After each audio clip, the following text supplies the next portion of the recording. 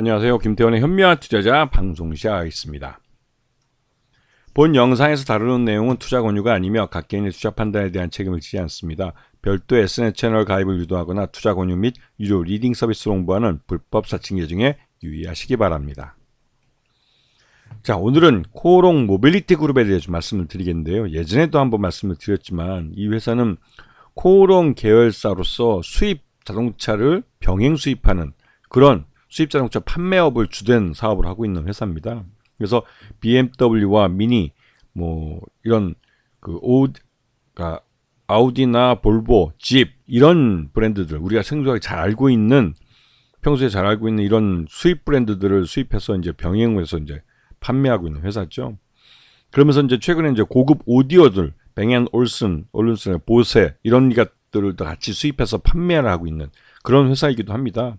그래서 전반적으로 경기를 많이 타기는 하는데요. 이 수입차가 우리 현대차나 기아차보다 비싼 차들이 많기 때문에 이 부유층 소비에 주로 이제 의존해서 판매를 한다고 그러지만 최근 들어서 이제 강남 지역의 20대, 30대 사회 초년생들이 좀 이런 대출을 이용한 이런 수입차를 타고 다니는 그런 게 이제 일종의 유행이고 워낙 집값이 비싸다 보니까 집을 살 생각보다는 이 수입차, 외제차를 더 선호하는 그런 젊은 층들의 이런 바램 이런 것하고 이 외제차 수입업이 꽤 크게 성장을 하긴 했습니다. 그런데 최근 들어서 이 법인 차량 같은 경우는 번호판 색깔을 달리한다든가 이런 사업, 이런 이제 제도의 변화에 큰 타격을 좀 받아서 최근 들어서는 실적이 별로 좋지 않은 데다가 특히 이제 이런 젊은 층에서 좀 허영에 쩌든 좀 이런 소비도 이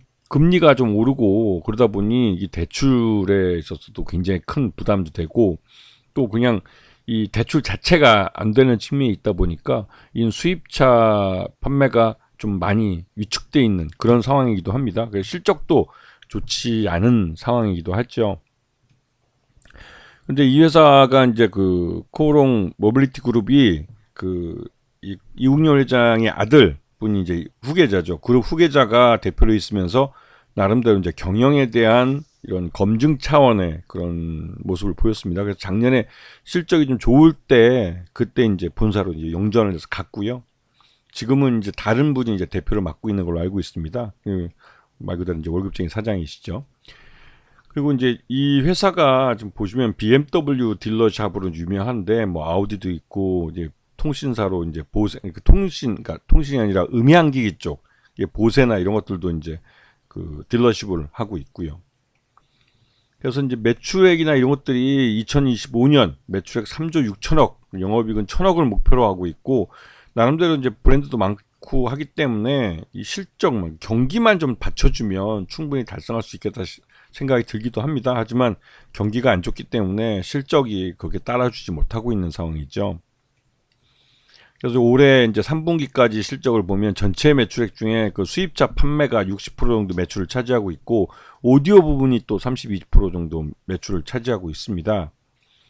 그래서 3분기까지 보면 전년 동기 대비해서 매출 외형은 소폭 좀 줄었고 영업이익은 반토막 이상 나버렸죠. 그만큼 이제 영업이 안 좋은 상태입니다. 그리고 단기 순손실은 39억 정도 발생을 해서 적자로 전환한 상태죠. 그래서 코오롱 이 모빌리티 같은 경우는 최대주가 코오롱인데 이게 전체 지수의 유통주식의 75% 정도를 갖고 있기 때문에 실제로 보통주들 코오롱 모빌리티 그룹의 보통주는 실제 유통 가능한 주식수가 굉장히 적습니다. 그래서 쉽게 품절주에 빠질 수가 있는 것이죠. 그렇기 때문에 이거는 이제 실적이나 아니면 무슨 호재가 있거나 하면 즉각적으로 주가가 크게 이제 급변동하는 그런 특징을 갖고 있는 그런 종목이기도 합니다. 그런데 최근 들어서 이제 이 코오롱 모빌리티 그룹의 대표로 있는 안병덕 씨가 우원식 국회의장과 경동고등학교 동창이라는 게 시장에 알려지면서 요번 윤석열의 불법 비상계엄에 대한 해제 과정에서 이 우원식 국회의장이 보여준 리더십 이런 부분에 대해서 국민들이 굉장히 긍정적으로 보는 그런 모습이 있죠. 그리고 최근에 언론에서도 우원식 국회의장에 대해서 좀 좋은 기사들이 많이 쏟아져 나왔습니다. 그래서 그러다 보니 이게 우원식 그 띄우기가 좀 심하다 생각 들 정도로. 그건 왜냐면 엊그저께 이제 백마부대인가요? 전방에 있는 부대를 우원식 국회의장이 이제 안보에 대한 우려가 높아지면서 이런 부분에 대해서 좀 국민을 안심시켜야 될 필요가 있어서 국회의장으로서 이런 백마부대를 직접 방문을 해서 장병들과 그 전선을 돌아보고 같이 식사하는 장면을 보여줬습니다. 근데 이때 이 우원식 그 국회의장이 직접 식판을 들고 그 뭐 밥을 다 먹은 다음에 식판을 이제 씻어서 반납하는 그런 장면들을 보여주면서 이런 부분을 이제 미담으로 보여주는 거죠. 언론에서 이런 부분을 많이 띄우고, 그래서 우원식 국회의장에 대해서는 좀 언론에서 좀 과도하다 싶을 정도로 요즘 띄워주고 있습니다. 그러다 보니 이제 우원식 대선 후보론이라는 말이 이제 나오기 시작했죠. 이게 이제 그러니까 국회의원 중에서 그 국회 이제 리더들 중에서 좀 신뢰가 있는 정치인에 대한 그런 신뢰도 조사에서 우원식 그 국회의장이 이재명 대표를 보다 더 높은 신뢰도를 받고 있다라는 게 이제 신문에 나기도 했죠.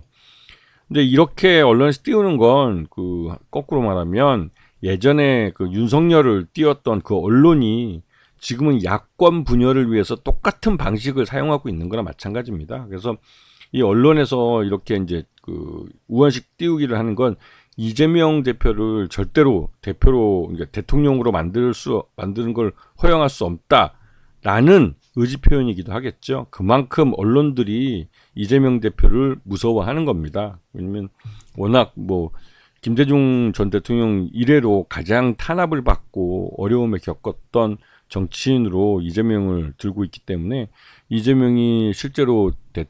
대표가 대통령이 된다면 그 언론도 그렇고 지금 검찰이나 이런 사회에서 기득권을 쥐고 있는 사람들이 진짜로 그 어려움을 당할 수 있다라는 두려움이 진짜 존재하고 있습니다. 그래서 그 우원식 그 국회의장을 띄워서라도 어떻게든 야권을 분열시켜서 그 사이에 이제 뭐 다른 살 방법을 찾으려고 하는 것 같기도 합니다.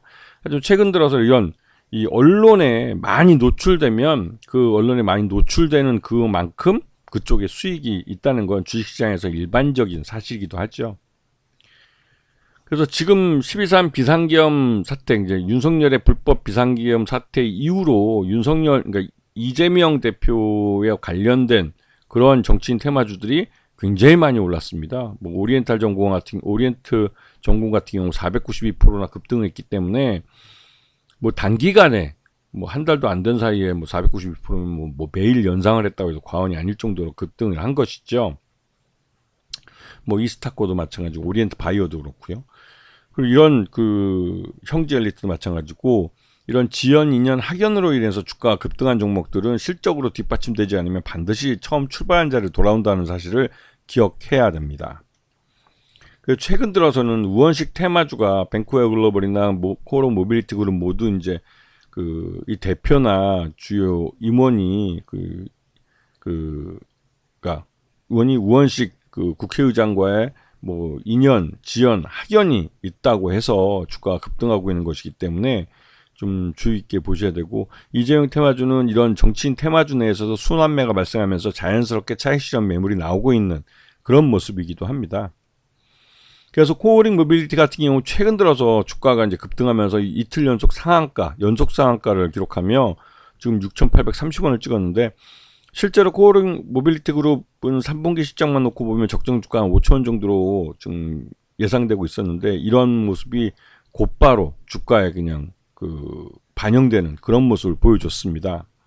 그리고 코오롱 모빌리티 우선주 같은 경우도 뭐 이 우원식 테마주 바람을 타고 품절주로 들어가는 모습인데요. 이렇게 점으로, 그러니까 개장 초에 바로 그냥 상한가를 쳐버리는 점상을 치는 건 전형적인 품절주 양태를 나타내는 것입니다. 그리고 이런 종목은 결국은 다시 잡히면 그게 바로 상투라는 그런 말이 되는 종목이시죠. 그래서 이런 종목을 뭐 뒤늦게 추적 매수하거나 그건 진짜 위험한 그런 생각이고요.